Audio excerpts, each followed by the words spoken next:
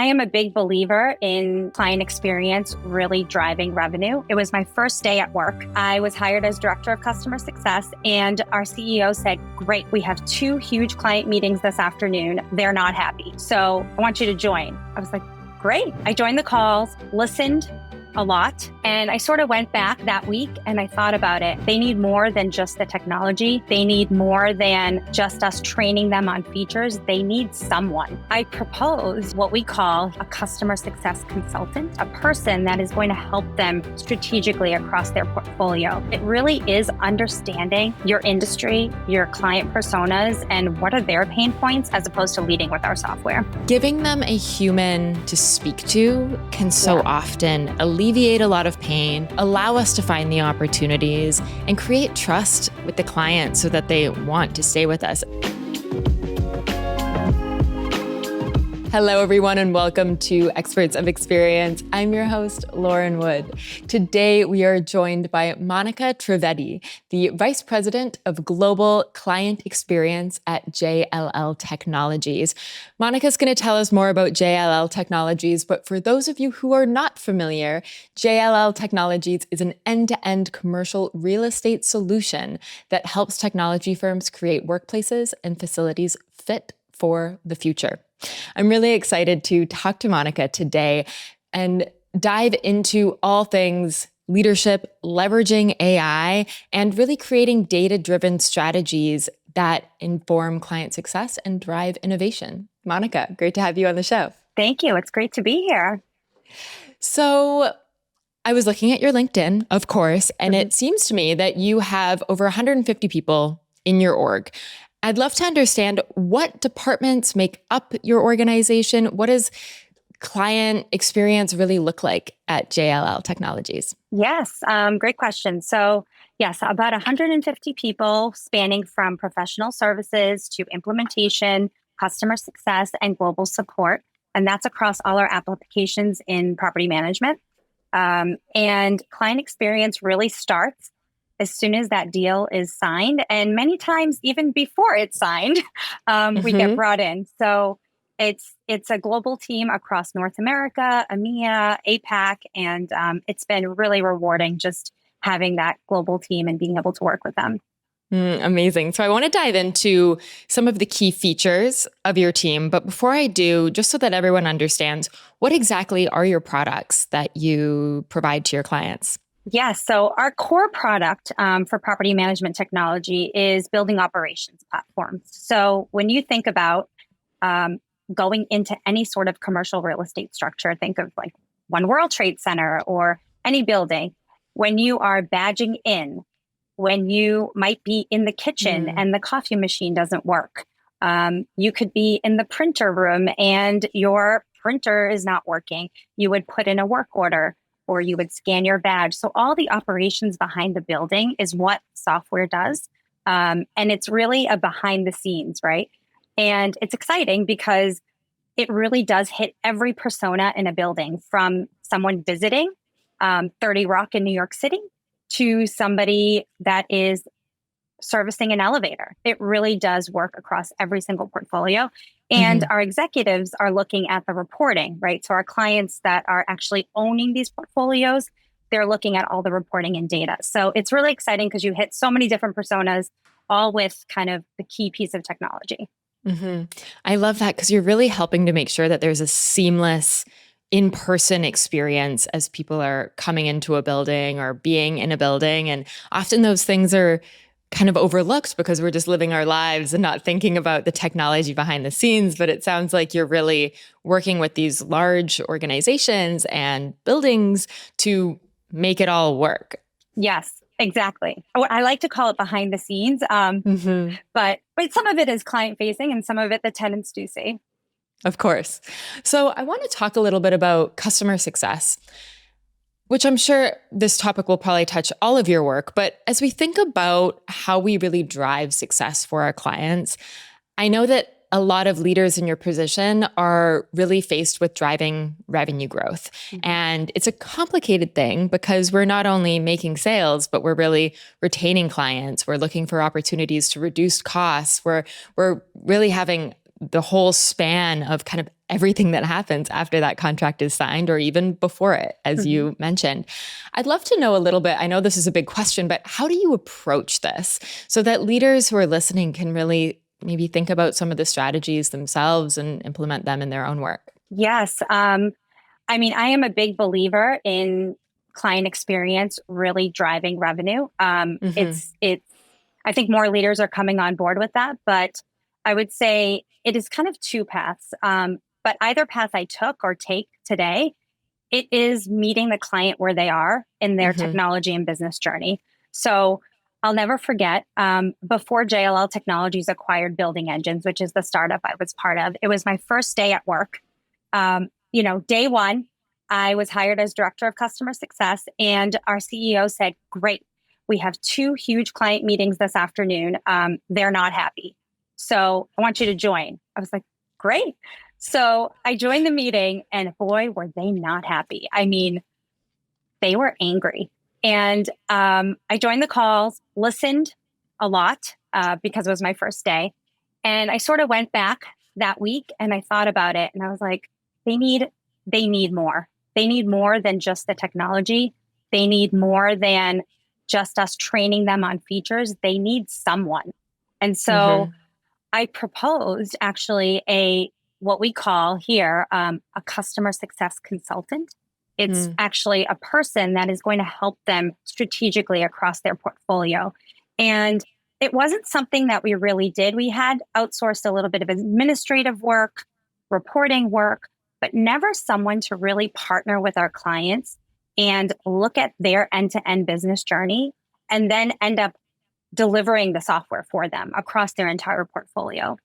So I brought it up to our CEO and at that time our SVP of client experience. And they were like, okay, we've not really done this. Like, I don't really know how we're going to get this to work. And I said, I'm going to put this proposal together and I want to partner with the CTO there and the property team. And so that's exactly what I did. And that actually has created an additional revenue stream because for me, when I go into a new industry, I'm not from property management. I came from HR tech, came from marketing tech, fintech. I have to understand the customer, like what they're going through, what are their pain points, and every industry is so different. And I learned in property management that it's very fragmented, and there's not a lot of kind of standards in place. So I proposed that as one sort of revenue model, and that's really taken off. We've done this multiple times over the last couple of years, and I sort of joked with my CEO. I said I sort of made my money in those first 3 months because I already sold a person. And then the kind of second piece of it is something I've done a little bit closer this year as I see the full client experience is getting really close to my product leader and thinking about ways to bundle subscription and service, right? So we see subscription models, we see software, but there's a service component that clients don't either have the bandwidth for, they don't have the resources. And so, how can we help support them in a way where we can actually do a lot of that stuff for them Mm-hmm. and that they might not even realize? So, those are kind of two paths I've taken in terms of the revenue model, but it really is understanding your industry, your client personas, and what are their pain points as opposed to leading with our software. Mm-hmm. And giving them a human to speak to can so Yeah. often alleviate a lot of pain, allow us to find the opportunities, and create trust with the client so that they want to stay with us. And then on the flip side, I love that you also speak about really thinking about how can we make the product simpler or easier to use, alleviate some of that need for human interaction hmm so that we can focus where it really matters. Yeah. Yeah. The human piece is so important. I mean, each of the CSCs that we have on our team, they are they are rock stars in the eyes of our clients. Mm-hmm. They really just make them win, and which is so important. Mm-hmm. How do you help your team, or do you have any strategies or approaches for really finding opportunities for client growth? Because I think in that post sale environment, you're not as focused on, okay, we need to make a sale or we need to find an opportunity to upsell our client or cross sell our client, but we're always looking for those opportunities. It's just kind of like finding the diamond in the rough. Is there any way that you approach that specifically? Yes. I think a big thing that we've sort of trained on and enabled on is understanding the client's ecosystem because we are one piece of that ecosystem. Mm-hmm. Um, Even a building operations platform, they may have a tenant facing application. They may be managing some other things around their vendors. There's so many different pieces of a commercial real estate operation. And for our teams, it's about understanding the industry, understanding the ecosystem, and being comfortable asking questions and listening, right? Listening Mm-hmm. to not just their frustration, maybe about our product or our service, but what are their other frustrations? What are they doing this week? Or have they attended any events? Or what are some of the key goals that they have for the quarter outside of our platform? Mm-hmm. And I find that when you ask those questions, it makes them think a little bit. And then that's that in you get, right? Like, oh, did you know we could do this? Or did Mm-hmm. you know that we have a partner that we work with that actually satisfies that? And that's something that, our client experience team is continuing to learn on. It's not a perfect method. You always have to kind of be out there and see what's up and coming, what's new, but that's the way that you really get in there.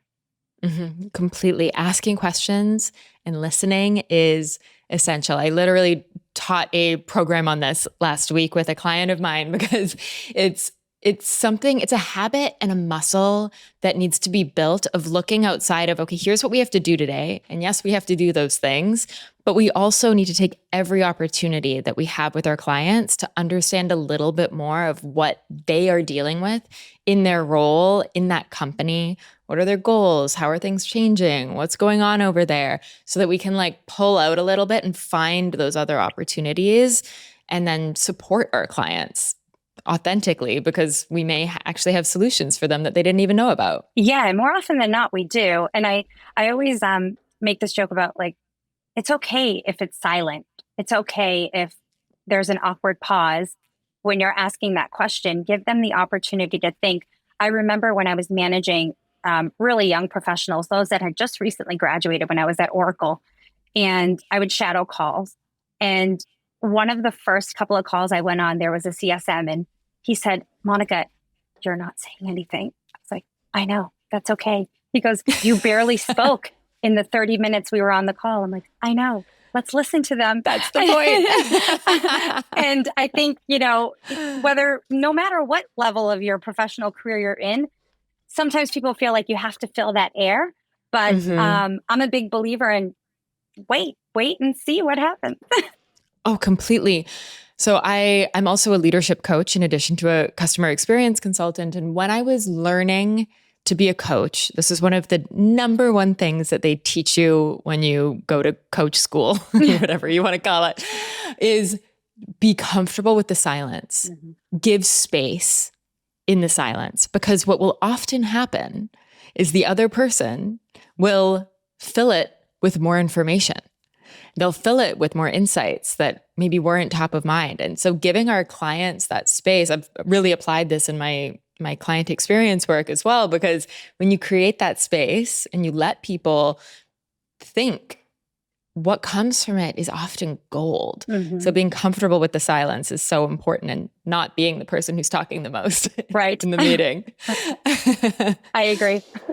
You are a business leader with vision. You've seen the future as an AI enterprise thriving with Salesforce's Agent Force. Getting there? It's a little fuzzier. Don't worry. Salesforce CTOs are here to work with you side by side and turn your Agent Force vision into a reality. We're talking expert guidance and implementation support from the best of the best. To learn more about Salesforce CTOs, visit sfdc.co/professional services. So you manage a team across many regions, as you mentioned, and I'm curious to know, what are some of the unique challenges that you face in managing a team that is not only multiple different functions, but also multiple different cultures? Yes, different cultures, different time zones. I really do believe in the human first approach. So Mm-hmm. I'm a big believer in skip levels. I do make it a point to meet with every person on my team, which is a lot, but I want to understand, at the individual level. But Hmm. then in terms of the cultural level, when I travel and go meet with teams, you get a lot from that, right? How is their work day? How do they, go about their work day? How do they interact with their colleagues? What's important?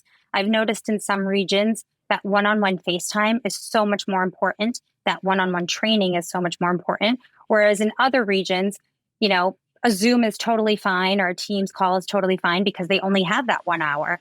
And so Hmm. being able to meet not only my team members where they're at, but also, our clients in those regions where they're at is so important. And when I first took on this role, we would have our company all hands meetings, which would be, one specific time a day.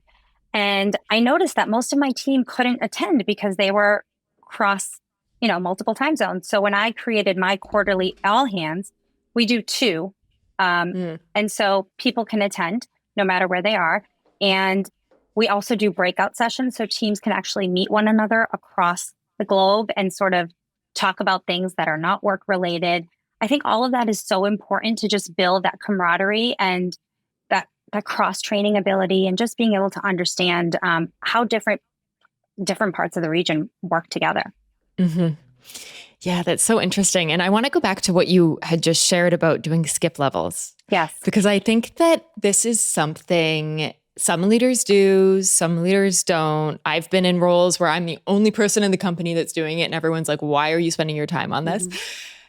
What's the benefit to you of meeting everyone on your team?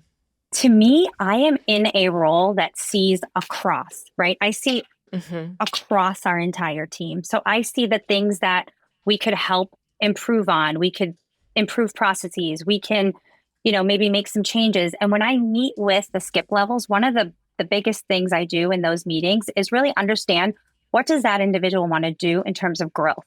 And Mm. sometimes they don't. And that's important for me to know too, right? If they're like, I really like my role. I really like my job. I really like what I'm doing. I don't really see myself, leading a team or being in a large other part of the group. But many times I do find that people are interested in other segments or other groups.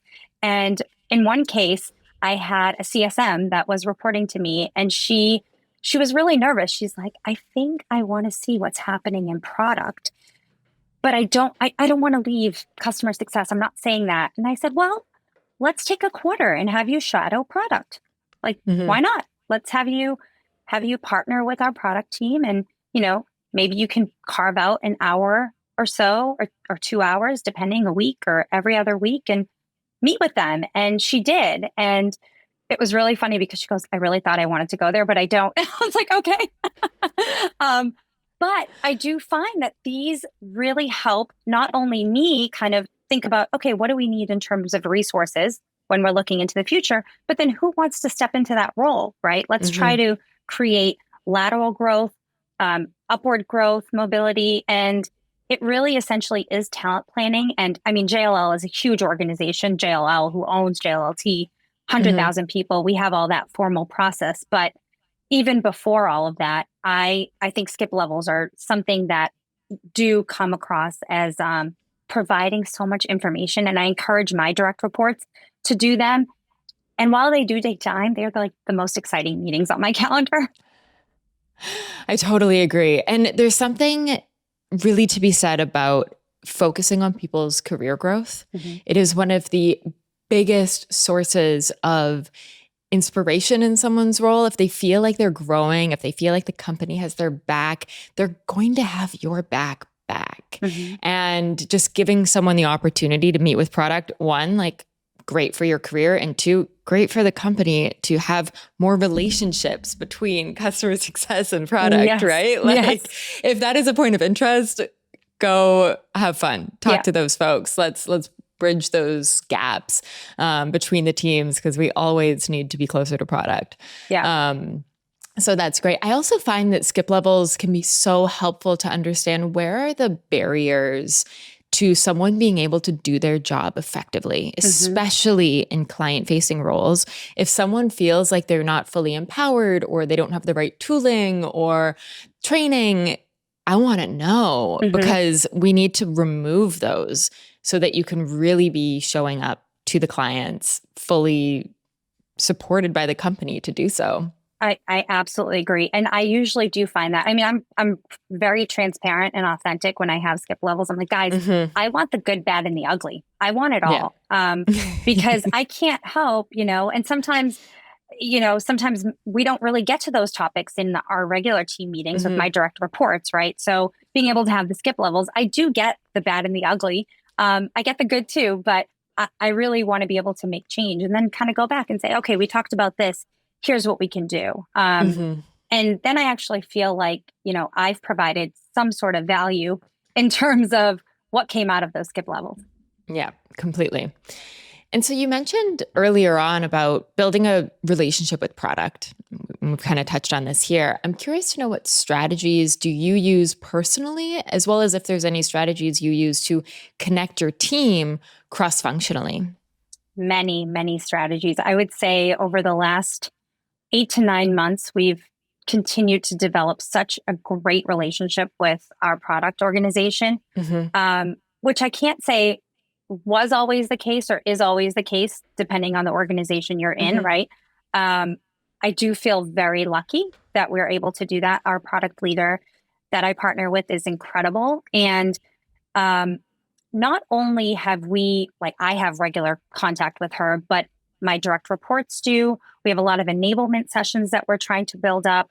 We're leveraging tools to be able to help our release notes process be better, help our enablements better, really just being lockstep so that my team is very much aware, hey, this is coming out of product. This is the value prop. This is Hmm. how we're going to talk to it about our client, which wasn't always available um, readily, I would say. Yeah. And now it is that much more. And some of the other things we're doing is really leveraging, AI for that. So when you're in a small, scrappy startup kind of situation, right? You have your Slack channels and CSMs or customer experience folks are pinging into the Slack channel and saying, well, what does this feature do? And what is this doing? And our product team would always be kind of taking time to answer those questions. And so with the development of AI, you can really just take all that data, put it in, and start creating some FAQs right from it. And so partnering with product, we're able to do that and able to really create some efficiencies around it, which I love. Um, Hmm. and a big kind of motion for us on our CX leadership team is what are some other things that we need, right, from our product organization, and them being open to that. Hmm. Oh my gosh, completely. In my last role, I was leading US customer success at a global company called Too Good To Go. Mhm. And our product team was all in Copenhagen. And so we had launched in the US where it's this huge initiative, a ton of money is going into expanding across the US. And I did not have a relationship with the product team so that we could really give them the feedback. And my team was getting resentful. They're like, we keep dealing with the same customer issues over and over and over again. Why is this happening? And eventually I just reached out to the CEO and I said, I need to come to Copenhagen for a week and hang out with the product team. Like, this is my new goal for this quarter, is to just build a relationship with Mhm. product so that we can start working together instead of it being this like, they're trying to minimize the number of questions we have because it takes too much time to answer them. And Right. then my team being like, why aren't they answering our questions? And just like, I think it really takes sometimes like a focus to say, okay, our new goal right now, or one of our goals is to build a better relationship with this team. How can we Yeah. work better together? What are their goals? What are our goals? How do we play to both of those simultaneously? And it made such a massive difference to bridge those gaps and get my team communicating with product in a way where they were actually coming to us and in product was saying, what do you guys have? What kind of feedback have you been Yeah. getting? What are the problems customers are having? But before it wasn't that way. And so I Right. think it takes that focus to say, like, we're going to improve on this relationship. Yeah, and that is really the crux of it, the human nature of it, because you Hmm. really do need to build the relationship because we're all working towards the same goal, right? Yeah. They're building for the market. The market is our client. It's the same goal, and I think sometimes when you have your different silos and functions, you sort of are driving down a path, but then you don't look to your right or left and say, "Wait, is Hmm. this like really helping to support the other person in the highway?" So Totally. I think that's where it really comes in. And I think building those relationships is so important. But I Hmm. also keep my team accountable for the pieces that they own, right? So it's not Yeah, all on product. It of really course. is a two-way street. Completely. I mean, we need to actually consolidate information and feedback in a way that product can understand. And Hmm. that was something that I realized when I was speaking to product managers. They're like, you just send us so many different things and we're not really sure what to act on, what's the most important. Hmm. So it really lit a fire for us to get better at voice of customer Hmm. and share information in a way that they could actually understand and act on instead of it just being, random customer tickets and fires and things like this all over the place, which no one Yeah. can deal with. Yeah. No, you can't. I mean, we get a lot of enhancement requests, right, from clients Yeah. all the time. And we've made a concerted effort over this past year to really take the ones that are super high priority, that are going Hmm. to impact our core metrics as a Yeah. business and share those with product, right? And then Yeah. go back to the client and say, these other ones, while they're great, we can consider them. And, our product team has been great because they will consider them when we are planning Hmm. for the next roadmap. Yeah. Because it is essentially feedback from our clients that are using our Hmm. products. Hmm.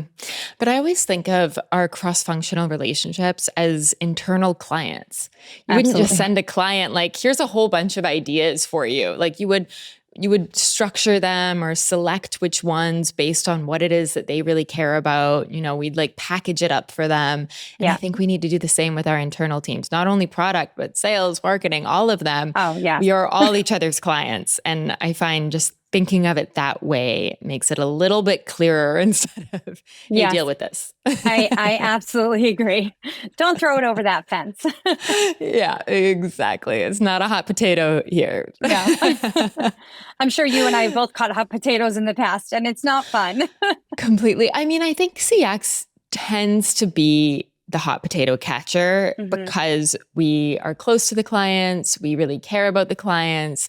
Our work spans a wide, we have a very like big field when it comes to what we can impact, which I think is like it's a blessing and it's also a curse Yeah. because what do we focus on? What do we prioritize? What do we say no to? That's always a tough thing, I find. How do you feel about that? Is that a challenge that you face? Oh, absolutely. I mean, prioritization is probably one of the biggest things I've been focused on over this Hmm. last quarter or two. We all want to get everything done right away, right? It's like, Yeah. oh, the business is moving 200 miles per Hmm. hour, and we're sort of, trying to stay afloat on certain things. And I Hmm. think for my team, whether it's our implementation team, our support team, or even customer success, it really is about prioritizing for them. And so, as an organization, as you said, our internal customers, we partnered with sales, marketing, product to really identify what is our priority for this year and next year. What Hmm. are we going to focus on? And I Yeah. want to be able to tell my teams exactly what that is. So when they're faced with a challenge or a competing priority, it's easy for them to say, oh no, this is our priority. We're going to go do this. Hmm. And Hmm. on Friday afternoon, my implementation lead came to me and she's like, okay, I'm getting this request and I'm getting this request. I have one resource. Which one? And I said, let's look at that priority. And it was so easy for me to just be decisive in that moment and say, Hmm. hey, this is what we're going to do. And if Hmm. anybody comes back to us, we have our list. It's Yeah. not always that easy, right? There's always nuances, but prioritization is so key, especially to be able to communicate. So when I did my first all hands for the year, I shared my CEO's OKRs, I shared my OKRs, and then each leader went ahead and shared theirs. So how is everybody going to roll up? And our next one Hmm. that we have in October, we're going to actually see like where are we after 2 quarters? Where are we and how are we doing? Hmm. In that sort of red, green, yellow sort of status, because I think it's good for people to have visibility into what we're all driving towards. And I want to be able to enable them to make the decision in the moment and not have to go through, 5 different layers to decide, oh, okay, now we can tell you, yeah, let's go do this. It is such a time expense if people are not able to make decisions for Hmm. themselves. So, how can we empower our teams to know yes, this is what I should be doing, and no, this is not what I should be doing. Hmm. And I think that this is the case for all departments. So I don't want to say that it's only CS, Right. or CX, but I feel like we definitely face this a lot where we really need to get good at saying no because Hmm. we want to help everyone. Typically, we hire really empathetic people who are here to help. And we also need to empower them to say, no, that's not our priority. This is, Hmm. and this is how we're going to make a decision. And I think, just as you said, that prioritization piece is just so, so critical to be able to say no, to be able to make decisions and focus on the most important thing. Yeah. And I mean, I also want the team to understand that if they say no, I'm going to have their back because we went through the Yes. priority. And I would like the same from my peers, right? If I say Mm-hmm. no, that doesn't mean that, sales says yes or product says yes or marketing says yes. So we're all in sync and in line. And I think that's where Mm-hmm. the communication comes in. We're always, pinging each other and making sure that as leaders, we're also sharing the same message all the way. Mm-hmm. Completely. And I think that's where the OKR alignment is so Yeah. key too, right? Because if the CX team has a certain set of OKRs, a certain set of priorities, and they're clashing with other teams, which I know I've experienced before with sales, for example, Hmm. where Yes. they're like, grow at all costs. And we're like, retention. Yes. Yes. We kind of Um, need to get on the same page. Yes, I mean, sales OKR is very simple, right? Grow, grow, grow. Totally. Yeah, and we get that, and we want it, but ours is to support their sales growth, right? And the Yeah. best way that we can, and I think products is as well. So, how do we prioritize? You know, which deals are coming in? So that's what we look at, right? Like, hey, this Hmm. deal is about to come in. Let's all, you know, get into a meeting and understand like what can we really do. And if we Yeah. can't do it, then we are pretty transparent and say this is not something we can do. And we weren't that great at that a couple of years ago, but we've gotten really a lot better at it. Hmm. Yeah. I'm sure you've been burned a few too many times. Oh, yes. Yes, I still have some of those burn marks. Yep. We I, all do, unfortunately, but hey, it makes us stronger. absolutely. I feel like sometimes I get so relentless. I put on that client hat and I'm like relentless about it. Like, remember, guys, I have PTSD Yeah. from this. Yeah. Yeah. How do you inspire a mindset of customer centricity within your organization? I think I am that way. I have always been that way. Hmm. And so for me, if there's a decision about, is this right for the customer? Are we doing the right thing? I want everyone Hmm. to ask themselves that question first. And I Yeah. actually bring that up in my executive meetings with my peers, right? Are we making the right decision for the client or are we just making a decision? And so anytime we're in any kind of meeting or all hands or just a huddle about a specific topic, that's really how I ask the question. And so it sort of inevitably infiltrates, right? And people probably get sick of me asking this, right? When they bring something to me, I'm like, what's the right thing to do? And sometimes it's not, we can't do everything the client wants. So that's not what right is. Right is, are we being transparent? Are we being authentic? Are we Hmm. doing what is within our means, or are we going to have to manipulate some things behind the scenes but still make it work? But if we're doing things that are so out of the realm and it's actually making us lose money, then that's not something we should be doing. And Hmm. so I think customer centricity is really about right, but being able to define that right in the appropriate way. And I've seen, it's easy to take shortcuts and not be customer centric, but inevitably that is going to burn you Hmm. later. And so Yep. that's really what I like to approach. And a lot of the metrics that we have in place here in our org really do revolve around that customer centricity. Um, because you can say it, but you need to be able to actually measure it across a large organization that I run too. So Hmm. we need to be able to do both. Hmm. Asking the question of how does this impact our customer, or what about the customer? What is the customer asking for? It's so essential that we keep that top of mind, because I Hmm. think when we're all running a million miles a minute, we're thinking about like, also, how do we make this easier for ourselves? How do we like drive efficiency, it's always going to be something that is top of mind. But if it's impacting the customer negatively, there needs to be a real good reason for it. And it probably shouldn't happen at all. I agree. I mean, because essentially, I mean, when you think about it, right, no matter what, when you're in client experience, the client is the one that's giving us the revenue. So if we're not doing the right thing for them, there's something wrong. Yeah, completely.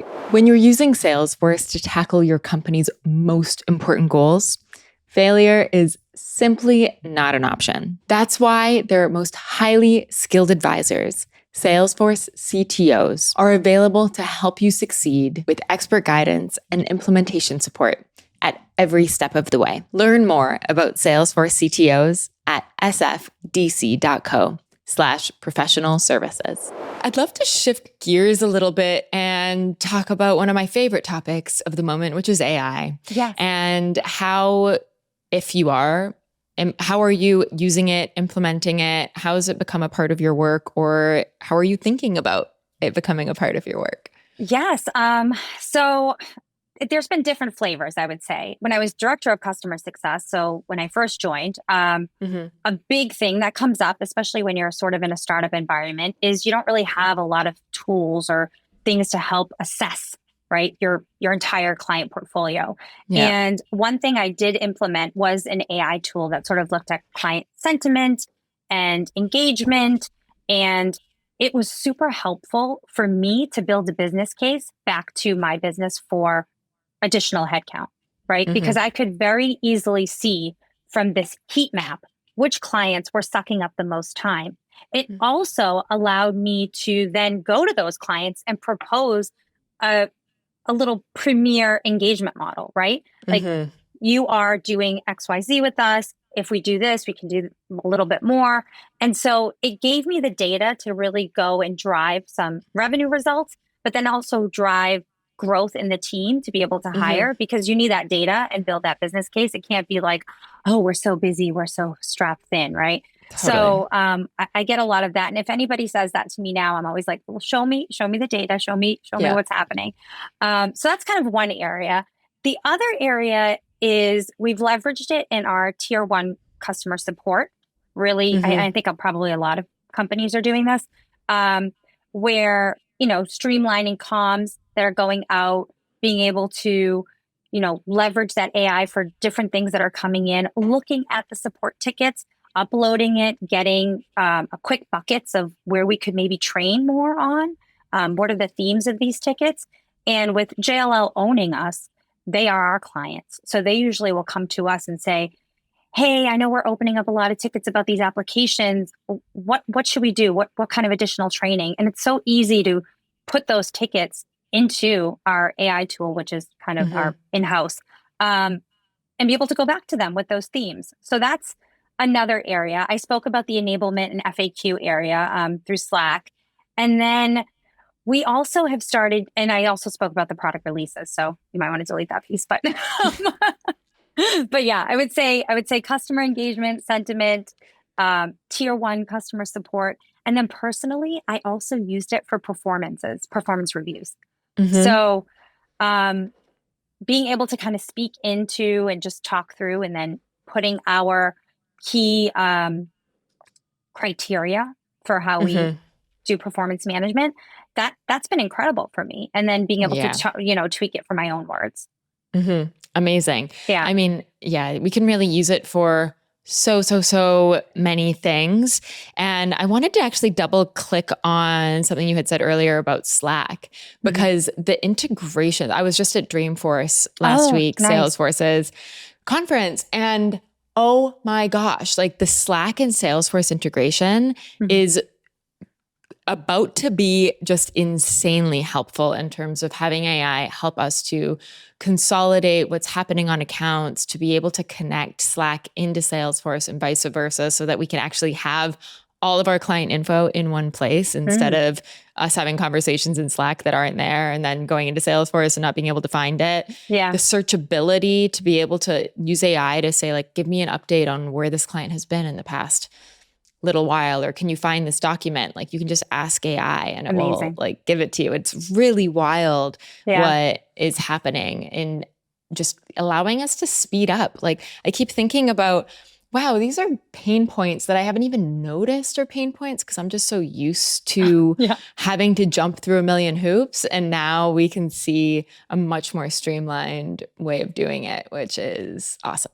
It's incredible. I mean, think of how many times you have to do meeting notes Yeah. and recaps for our implementation team. They could be running like 20 to 25 projects a week and Hmm. doing meeting recaps. So being able to leverage something like this, it it's I'm a big believer in helping you become more efficient. It's not going to take away the human aspect of it. Right. You Yeah. still need that, but we don't need to, spend all these hours doing weekly recaps when you could just record the meeting and it's there for you and then tweak it as you need.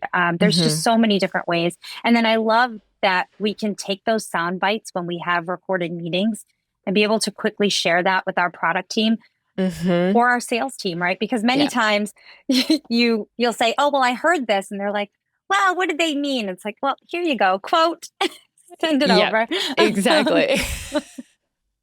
Exactly. It's making things so much easier for Yes. us. And another thing, like when it comes to the meeting recaps, it's amazing that we can now have transcripts and those recaps. Sometimes I find they're a little, I don't know, not quite there yet. I think Yeah. it's definitely getting better, like literally minute after minute. Yes. But something I've been loving to do is just like stream of consciousness. This is what happened. Like sometimes I'll even just voice transcribe it and then I'll put it into an AI to Mhm. and be like, make this more succinct.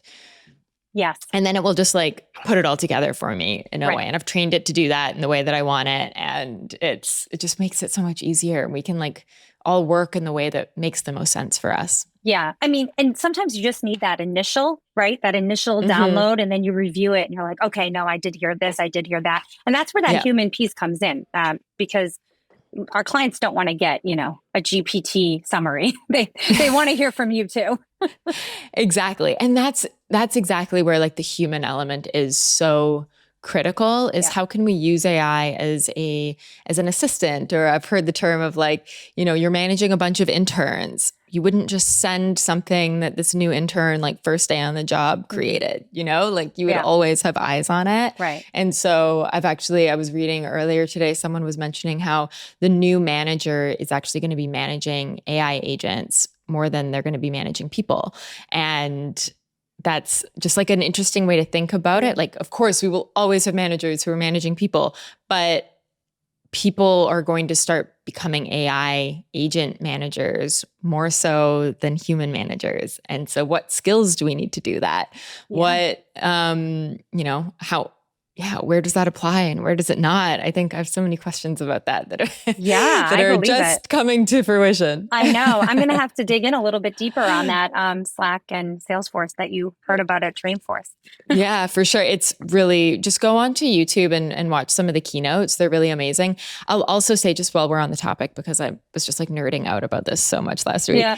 is Salesforce it's called Agent Force, their new like AI tool, and their customer service functionality is unreal. Wow. Like it is really changed. I thought we were maybe like a year or two away from being able to pick up the phone and call an AI agent and like actually have a conversation with them in a way that is like relatively seamless.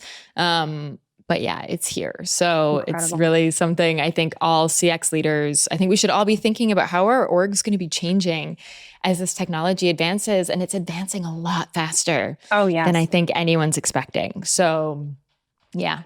Very, very cool. I will definitely check it out. Yeah, for sure. Awesome. Well, I have a couple last questions Sure. for you here. We'd like to ask these questions to everyone that comes on our show. Okay. The first is I'd love to hear about a recent experience that you had with a brand or a company that left you impressed. What was that experience and why was it great? Okay. This one's not really on the professional side, it's more on the personal side. All good. So, Lego, actually. Yes. I don't know if they're my sons. I have twin boys that are 14. They love doing Legos. One of them ended up having to have surgery and could not have any activity for 6 weeks. So think of Mm, like a teenager or a young It can't do Yeah. anything, right? So just Legos. So he was doing the Home Alone Lego, which is, thousands of pieces, and lost a piece. And so we've always done this where we've called and they've been able to, or you go online and you can get the extra piece. Great, awesome customer service. I called because I was just wondering if there was any way they could get it done quicker. And because he was in the 6 weeks thing. And not only did they send it quicker, but then they also sent a free set over because they did not want him to kind of wait for this piece that was coming from overseas. And they were like, well, it seems like he can't really do much. So let's just send him another set of a theme that he enjoys. And I was like, wow, this is incredible. And the way I look at that, I'm like, you just created a moment of delight for me. And, operationally, I think, Lego's fantastic, just being able to get extra pieces. But being able to create that moment of delight is really what I took back when I was thinking of like, okay, how do I transform this into what we're doing every day? Because our clients are dealing with support tickets. They may be dealing with product bugs. They may be trying to do so many different things. But if you can create a moment of delight and just like have a really authentic conversation with them, that's going to go, they could have 5, 6, 7 support tickets, but that's going to go even much further. Completely. I mean, talk about surprising and delighting your customer in a way that you're like, I'm sure that story is going to be told beyond just on this podcast. Oh, if anyone mentions Lego, you're going to be like, well, let me tell you. I mean, I never even knew they did that. So I was just so blown away. And maybe it was I was naive and I didn't realize that they did this. And I'm sure people could probably abuse it. So don't ruin it for the rest of us. But yeah, I was just blown away. And he was so thrilled because, if you can't do anything besides sit there or walk, that's exactly what you need. That's so amazing. Yeah. And so my last question for you is, what is one piece of advice that every customer experience leader should hear? I would say have a thick skin, right? Be an advocate, be relentless. Like, I think those are all really important. There's many times that I'm in a room and I feel like I'm the only one wearing that client hat, which I think is so important to have that perspective. And I say thick skin because you know what, you get on a call and clients do have bad days, right? I've been in calls with clients where they have just gotten really angry and upset. And then the next day they'll send me an email that says, I apologize for my behavior. I was going through, XYZ. And for me, I always try to be present, cool, calm, collected, because that's what they need, right? They might need a moment to vent. They may need someone to solution. But as long as you're calm and, really having that thick skin, which I didn't always have when I was younger in my profession, right? There were many times I'd be like, oh my God, he yelled at me or she yelled at me. But I think as a leader, it's really important that you instill that to the rest of your team as well, right? And it's not personal. So being able to just have that experience of being calm in front of a client. Completely. It's not personal. No. That is the thing that I always tell my teams when we're dealing with upset clients, that because it's hard. It's hard for someone to be yelling at you or upset at you and not take it personally. But we really need to remember that most of the time, this isn't always the case, but most of the time they're not actually mad at you. They're mad at the situation. And it's your job to, like you said, just stay calm and help them to a solution. Or say, maybe let's get back on a call tomorrow once we figured some things out and we can actually get to a result here. So that's great. Well, thank you so much, Monica, for coming on the show. It's been wonderful to have you. And I'm sure we'll talk to you soon. Thank you so much. It's been a pleasure.